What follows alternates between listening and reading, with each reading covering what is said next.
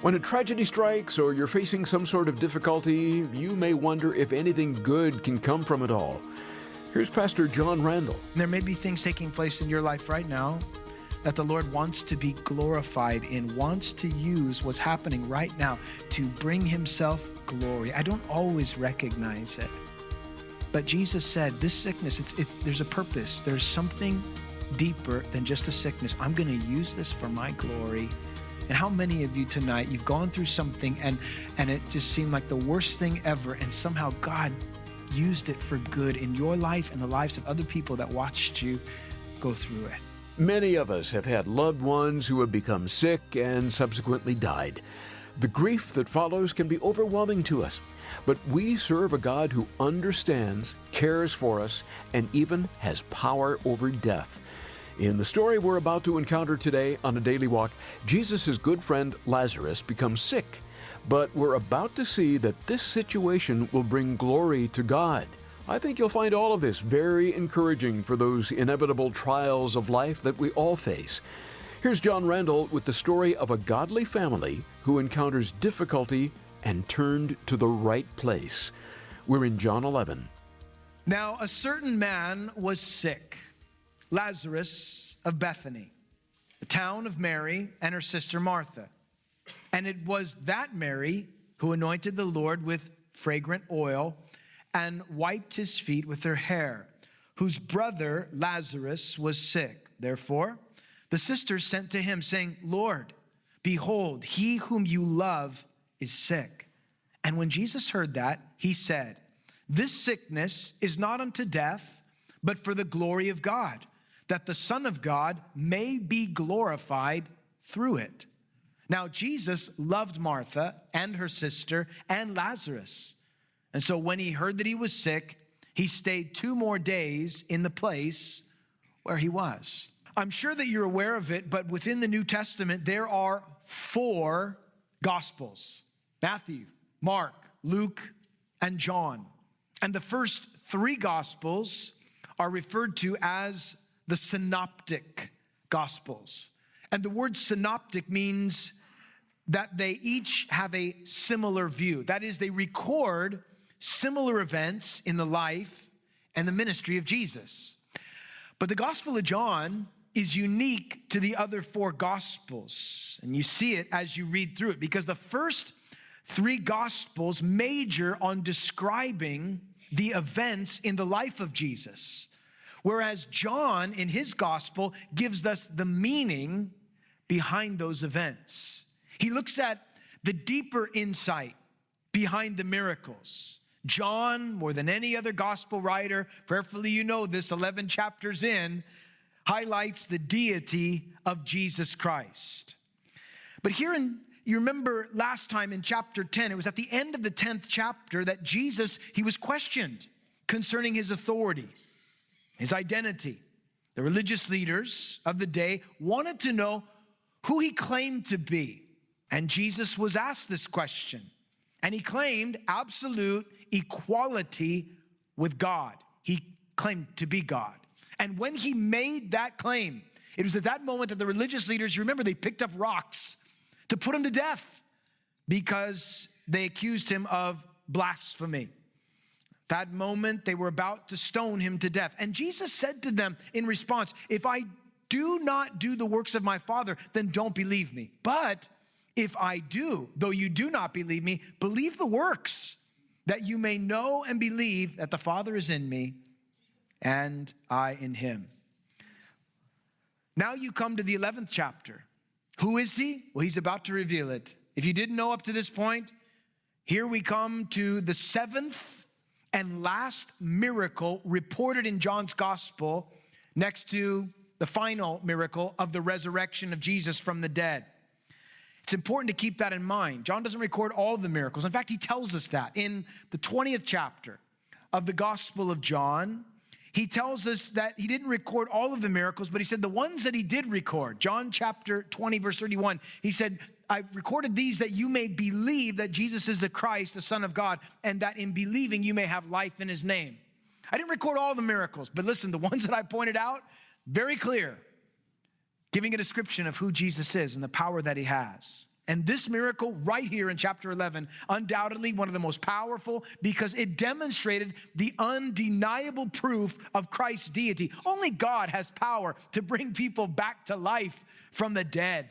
And so John begins by pointing out in these verses a difficulty that a family was facing. And in this difficulty, wisely, they turned to Jesus. It says in verse 1, a certain man was sick, Lazarus of Bethany, the town of Mary and her sister Martha. And it was that Mary.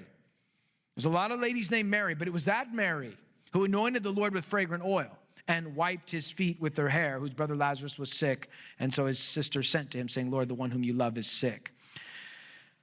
This was a family that lived in the town of Bethany. Bethany, right outside of Jerusalem, right there, close to the city. Jesus often would spend time with this family, these two sisters that lived there, Mary and Martha. We've talked about them before.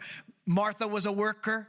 Mary was a worshiper. They both loved Jesus. They both were a blessing. And then there was their brother, Lazarus. And Jesus and his disciples from time to time would stay with them. In Luke's gospel, for example, in chapter 10, Jesus and his disciples visited them. That was the moment when Martha was busy cooking and Mary was busy sitting at the feet of Jesus.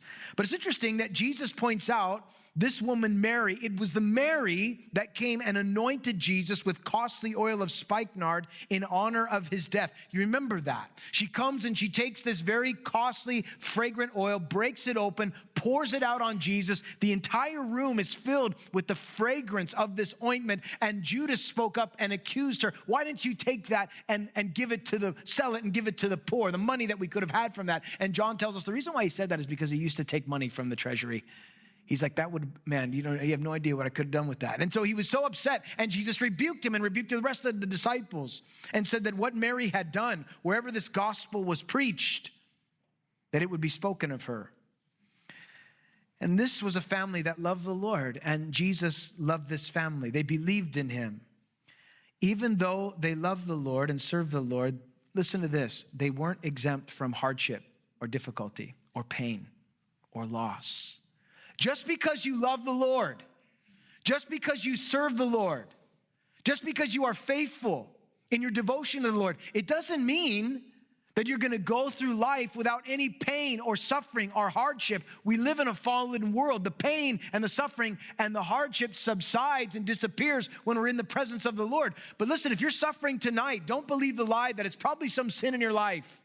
You probably have not pleased God, and he's judging you for whatever it is. Listen, certainly there are consequences to sin, but Mary and Martha and Lazarus, they hadn't done anything wrong. They loved the Lord, but they were touched with a trial, and it was painful. It was difficult. There was an illness in the family. Lazarus got sick, and people do get sick.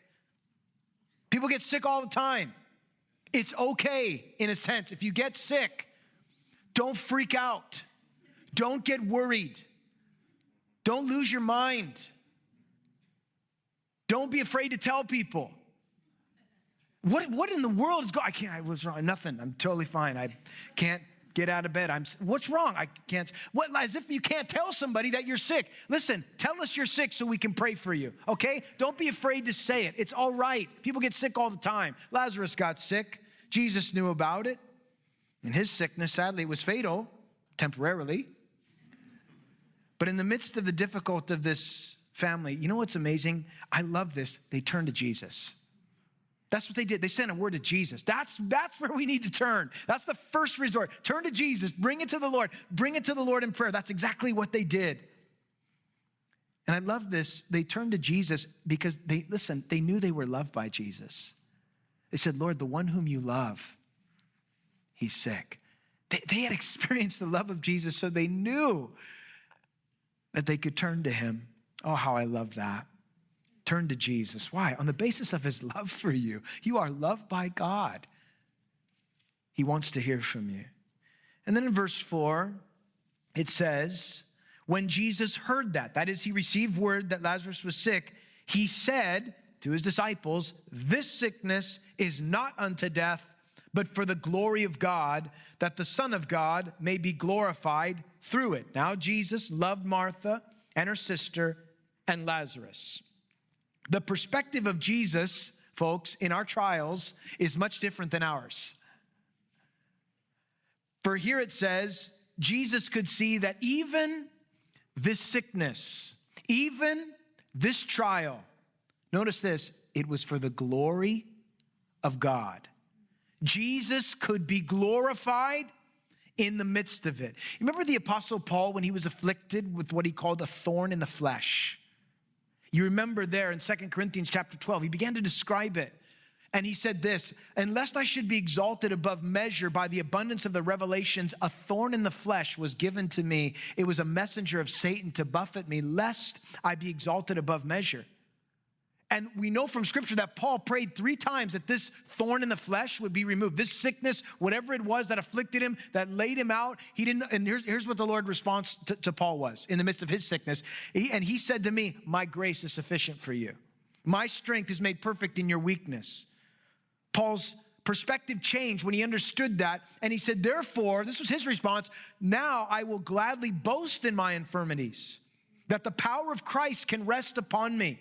I take pleasure in my infirmities, in reproaches and needs, in persecutions, in distresses for Christ's sake, because when I'm weak, that's when I'm strong." There was a different perspective. The Lord said, this is what I want you to understand. In the midst of this trial, in the midst of this hardship, I'm going to be glorified in this if you will allow me to be glorified in this. And there may be things taking place in your life right now that the Lord wants to be glorified in, wants to use what's happening right now to bring himself glory. I don't always recognize it.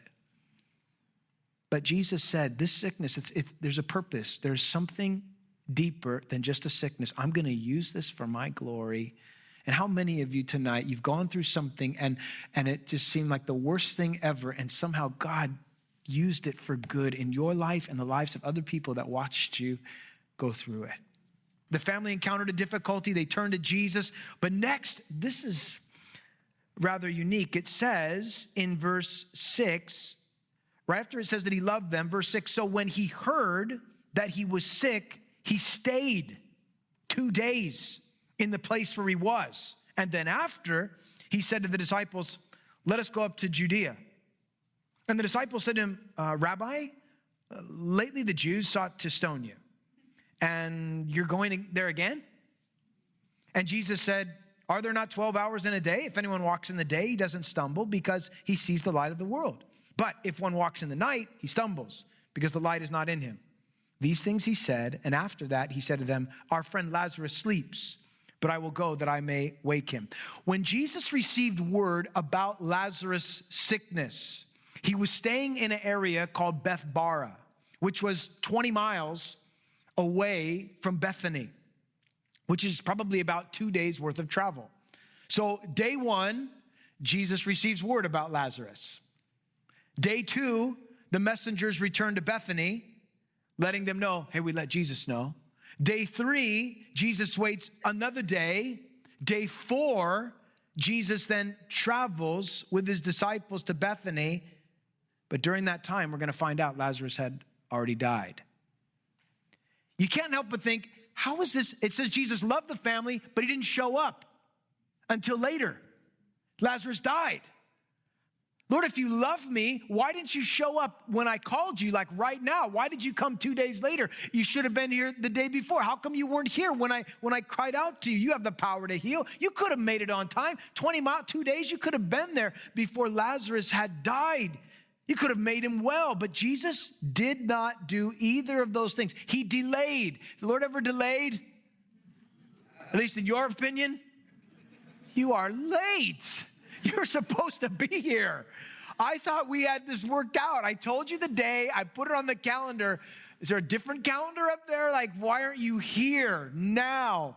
Right now. And he delays. We find it difficult to deal with delays. But listen, someone said it so well. The Lord's delays are not his denials. Sometimes he delays because there's a purpose that we don't understand. We find it difficult to deal with delay. We struggle with the Lord's timing. And in waiting, it's easy to, panic. But the Lord, time and time again, gives promises to those who wait upon him. The Bible tells us in Psalm 27, verse 14, wait on the Lord. Be of good courage, and he shall strengthen your heart. Wait, I say, on the Lord.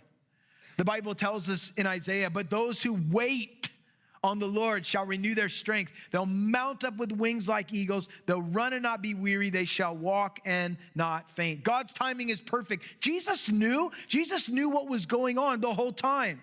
And when Jesus informed his disciples that they were going back to Bethany, they said, Lord, this is dangerous. You're going to go back there? You're going to risk going back there? There's a threat there. There's danger there. You're going to walk into a place that's dangerous. You're going to take a risk to go minister to somebody. Lord, have you really thought this through? You know, love is willing to take risks. Love is willing to step into something, into danger, put somebody in an uncomfortable position because they need my help. And so I'm going to come and I'm going to rally around them. I'm going to come next to them. I'm going to pray for them. It doesn't matter. And so Jesus was willing to go. But his disciples were a little reluctant. Now, Jesus then said something to his disciples that surprised them. He said in verse 11, our friend Lazarus sleeps, but I go that I may wake him up. And then his disciples said, Lord, if he sleeps, will he not get well? However, Jesus spoke of his death, but they thought that he was speaking about taking a rest in sleep. Hey guys, Lazarus is sleeping. We're going to travel 20 miles. We're going to go wake him up. What do you say? Let's go. I mean, it just seemed strange. Why would we do that? Can his sisters wake him up? Martha, she's got work for him to do. Why can't she wake him up? Why do we have to be the ones to go? They didn't understand what Jesus was about to do. And there are moments when I don't understand exactly what the Lord's going to do. He just wants me to come along. Lord, what are you doing? He's sleeping. He's sleeping. Can't we just, Lord, why would we do that? Just come on. Watch this. I mean, and sometimes that's how it is with the Lord. Lord, why are you leading me in this direction? Why did you open that door? Why did you shut that one? How come we're going over here? I don't understand. What? And God doesn't necessarily have to answer all of our questions. He wants us to trust him. And so the disciples are learning that. But he tells them that Lazarus wasn't, he refers to sleeping in this case as death. Which in one sense, I appreciate because the Bible tells us that death for the child of God is like going to sleep and then waking up. Could you imagine? You close your eyes for the last time here on earth, and the next minute you wake up and you are in what you can't even begin to describe. Words can't even articulate what heaven is going to be like, what glory is going to be like, what it's going to be like to be in the presence of God. We just can't even imagine it, can we? We can't fathom it. It goes beyond our ability to comprehend. But for the believer, for the child of God, it's like going to sleep and waking up in the presence of the Lord. Your loved ones who love Jesus, when they took their last breath, they took their first breath in heaven. It was like they went to sleep and they woke up more alive than they ever were while they were here. That's what it's like for the child of God. Wow, what a blessing. And so Jesus said he sleeps, but listen, we're going to go wake him up. Verse 14, he said, Lazarus is dead. He said it plainly.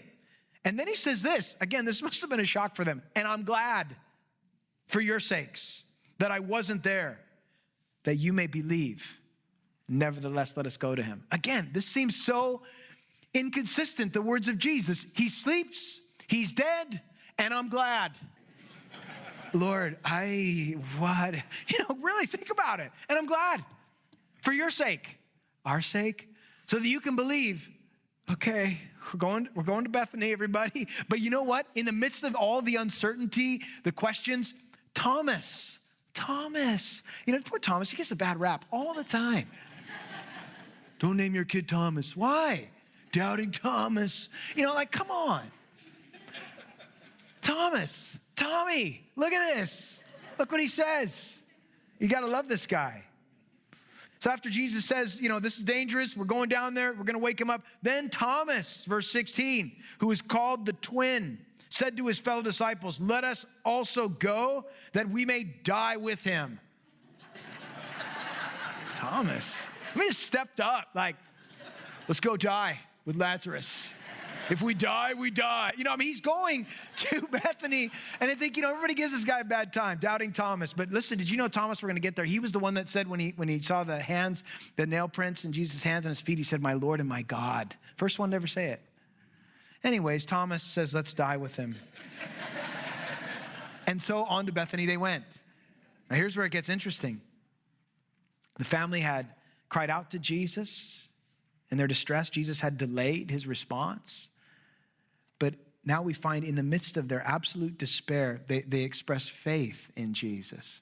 For it says in verse 17, so when Jesus came, he found that he had already been in the tomb 4 days. Now, Bethany was near Jerusalem, about 2 miles away. And many of the Jews had joined with the women around Martha and Mary to comfort them concerning their brother. And then Martha, that's like brother, Martha. They're right next to each other in the paper. Brother. I've said a lot of things today. It's like sometimes my gets tied up. Then Martha, as soon as she heard that Jesus was coming, she went and met him. But Mary was sitting in the house. Now Martha said to Jesus, Lord, if you had been here, my brother would not have died. But even now I know that whatever you ask of God, God will give you. Imagine this now, if you've ever been, and I'm sure you have, with people or yourself personally, grieving at a memorial. You've lost your loved one. I mean, it can be some of the deepest valleys you've ever been in when you get to that point.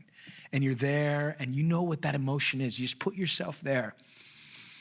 And this is a close family and they're there and they're grieving and their hearts are broken and Jesus still isn't there. And they've already buried him. They've already put him in the grave, as it were. It's done. They backfilled it, the thing that, it's there. It's over. And then Jesus shows up. And Martha comes running to Jesus. And she said, Lord, man, if you'd been here, he wouldn't have died. Where were you? Where were you? How come you weren't here? And it's interesting because so often in the midst of life's worst disappointments, it's where your faith is truly tested. Martha was clearly hurting, and in the midst of her personal pain and grief and misunderstanding and loss, she hadn't lost faith in Jesus. Because even in the midst, she says, Lord, but even now I know something about you. I know that whatever you ask, God will do it. I know that about you. In the midst of difficulty, this family turned to Jesus. In the delay, they waited on Jesus. In their despair, they trusted in Jesus. They trusted in him. It was overtime. It was beyond anything that anybody could do. It was so impossible. Only God could change the circumstances. And I'll tell you something. Often that's the way God likes it. Not to make us miserable, but that he might be glorified. We're going through the Bible here on A Daily Walk with our pastor and teacher, John Randall. If you miss any part of our journey or would just like to hear a message again, visit adailywalk.org or look for A Daily Walk wherever you get your podcasts and at oneplace.com. You can also request a CD copy for a cost of just $5 by calling toll-free at 877-242-0828. Again, that's 877-242-0828. One more option is our church app. Check out the Calvary South OC Church app in your favorite app store. We've got an excellent resource to share with you from our friend in the ministry, Jack Hibbs. It's Living in the Days of Deception. Jesus warned us that deception would get worse and worse in the end times. You might recall him saying in Matthew 24, "Take heed that no one deceives you." You may have noticed discerning the truth from error has become increasingly challenging, even in the church. Well, this book will serve to help you discern truth from culture's lies. Get a copy of Living in the Days of Deception at adailywalk.org or call 877-242-0828. The cost is just $10. Again, 877-242-0828. Please remember, when you support A Daily Walk, you're helping people all over the world have access to the truth of God's Word. Lives are being impacted and people are growing in their daily walk. So thank you for helping us cover the cost of being on the radio. Again, make a donation online safely and securely at adailywalk.org or call 877-242-0828. In these difficult days, it is so important that we be praying for one another. So please send in your prayer requests today. Our email address is adailywalk@gmail.com. That's adailywalk@gmail.com. Well, that's all the time we have for today, but we'll continue through the Bible with John Randall next time. This has been A Daily Walk, where you'll never have to walk alone.